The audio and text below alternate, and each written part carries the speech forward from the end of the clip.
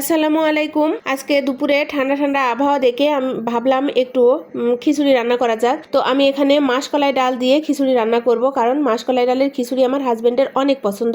এখানে চাল ডাল ধুয়ে নিয়েছি, আর ডালটা আমি যদিও আগে থেকে ভাজা ছিল তারপরও একটু হালকা টেলে নিলে এর গন্ধটা অনেক সুন্দর হয়। তারপরে যে মশলা টশলা যা যা দেওয়ার সবকিছু দিয়ে দিলাম।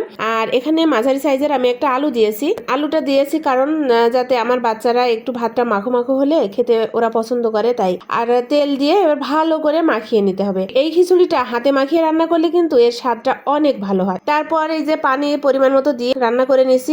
যখনই ভাতটা 3/2 হয়ে যাবে তখনই একটু তেল দিয়ে দিলাম। এই খিচুড়িটাই ঘিয়ের বদলে যদি হওয়ার আগে একটু সয়াবিন তেল দেওয়া যায় তাহলে এই খিচুড়িটার স্বাদটাই চেঞ্জ হয়ে যায়। তো যাই হোক, এরপর আমি নেড়ে চেড়ে যে দমে রাখলাম, তো এই ফুটাটাও বন্ধ করে দিলাম একটা লবঙ্গ দিয়ে। এর মধ্যে আধা ঘন্টা মতো রেখে দেওয়ার পরে ভাতটা আমার সুন্দর মতো হয়ে গিয়েছে। ভাতটা আমি বেড়ে নিচ্ছি। তো ভাতের লুকটা দেখেই বোঝা যাচ্ছে যে ভাতটা কতটা মজা হয়েছে। আলহামদুলিল্লাহ, সবাই খেয়ে অনেক প্রশংসা করেছে। ভাতটা আসলেও মজা হয়েছিল।